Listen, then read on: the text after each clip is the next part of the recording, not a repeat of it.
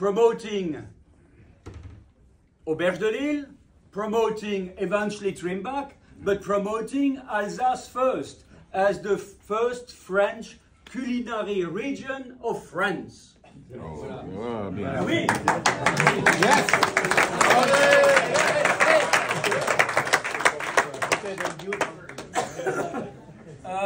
Back in early 90s, he was very young. I was even younger. I remember we were in New Orleans at Le Méridien Hotel, Restaurant Henry. It was a culinary stop. It was a must-visit restaurant. And at the end of the dinner, he being young, me younger, I'm like, okay, Mark, let's sing a song. And Mark was like, what? Let's sing a song. And then he started with the la la la la la la la. I said, no, stop!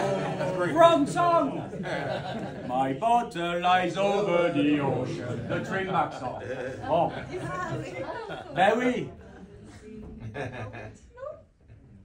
Thank you all for making the effort to come to support us celebrating this 100th anniversary.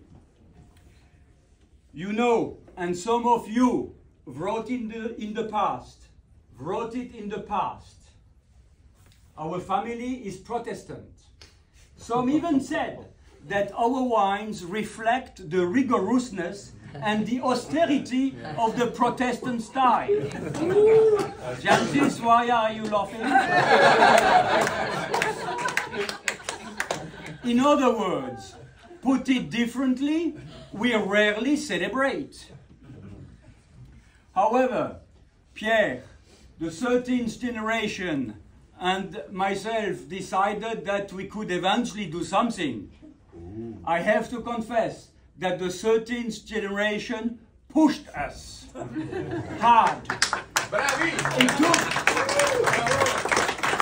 took 1 year for them to push us and 1 year for the organization to be completed.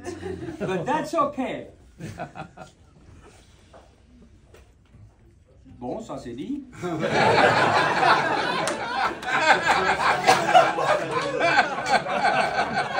The 13th generation. The 13th generation, Anne, Julien, Frédéric and Pauline, joined us gradually, year after year, with no family pressure, but with enthusiasm, dedication and passion. Passion for our wines, which they enjoyed very young. Pierre and I watching them tasting, watching their emotions. And we knew already that they loved the Trimbach style. Not to forget their passion for the Alsace art de vivre, which completes the picture, but way too big to describe here. Oh. Stuart? I won't come back tonight on our long history, who generation after generation committed to build and fashion Trimbach. But needless to say that one of them, Frédéric Émile, 8th generation, strongly put his tattoo on the front head of the winery when he made Trimbach internationally well known in 1898, winning the best awards in Brussels. He also gave his initial, F.E. Trimbach, Frédéric Émile Trimbach. Then Frédéric Théodore, his son, launched Clos Sainte-Une in 1919. 2019, 1919. Then our papa, their grandpapa, Bernard Trimbach, who jumped in 1952, and Hubert a few years later. Unfortunately, our grandfather, their father, died prematurely in 1945.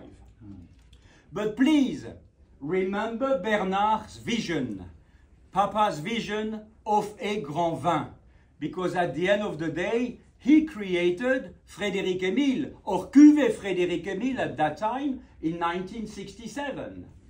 And as we all know, it's Grand Cru Geisberg and Grand Cru Osterberg. And that was his vision of a Grand Vin, way before the Grand Cru legislation started. CFE, or FE, as we call it now, continues to be praised all over the world by the collectors, the sommeliers, and hopefully the journalists. Then progressively, Pierre and our generation, we added Grand Cru Geisberg, Grand Cru Schlossberg, Grand Cru Brandt. So thanks to Papa, or Grandpapa, who very young understood the value, the potential and the magic of the greatest terroir. Thanks to Hubert, most of you have known Hubert, who tirelessly traveled the world for over 50 years, spreading Alsace soul first, and his family wines. Hubert sadly passed away last year. Papa, 92 years old, is in good form. But he didn't want to be here. He didn't want to be here. Bon. So merci to both of them, without whom we wouldn't be here tonight celebrating what we are celebrating. But this obviously would not be possible without great terroir magnified by humans' hands.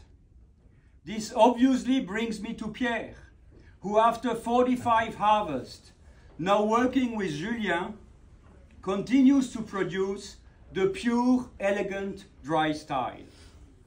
As some of you know, probably most of you know, Pierre has 3 words to describe a wine. Mark, you can listen.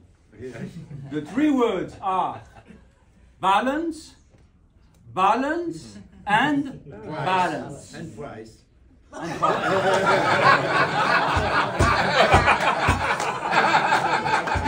He's following. He is following.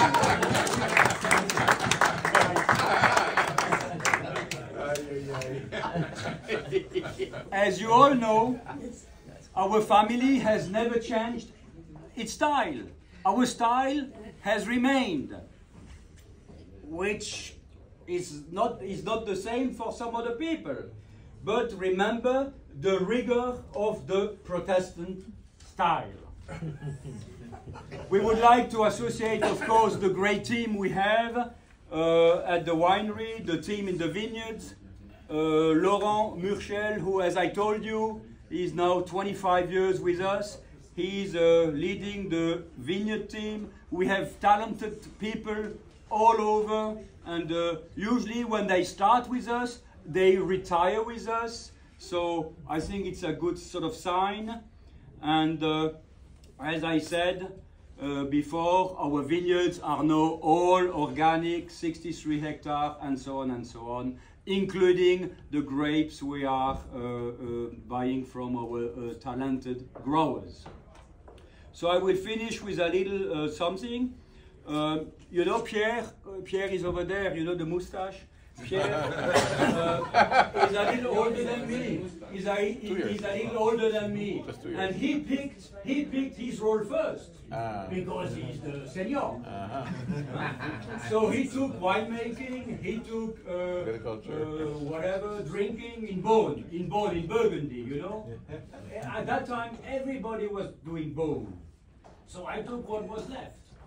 And so Pierre would be like Mark in the kitchen, and it's me like being, in the dining room. This is where I am, in the dining room. And Pierre is in the kitchen, so say the cellar and so on.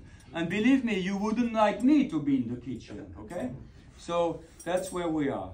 And finally, a big thank you to the 13th generation, because they pushed us. And so we are very happy to be here tonight.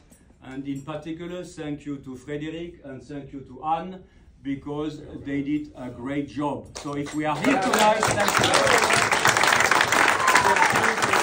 you.